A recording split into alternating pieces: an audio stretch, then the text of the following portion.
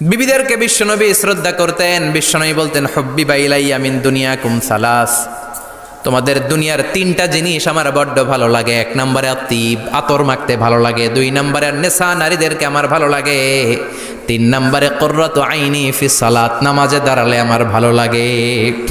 সালাতে কায়েম করো, সালাতে কায়েম করো, হবে সম্মানী তুমি, হবে জান্নাতি তুমি, হবে সম্মানী তুমি, হবে জান্নাতি তুমি।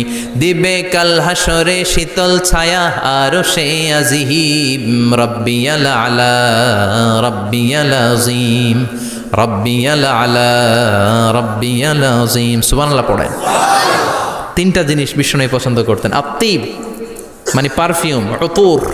বিষ্ণু বলতেন আরবাউন মিন সুনানিল মুরসালিন, চারটা জিনিস সব নবীদের সুন্নাত। এক নম্বরে আল খিতান, সব নবীরা সুন্নাতে খাতনা করেছে।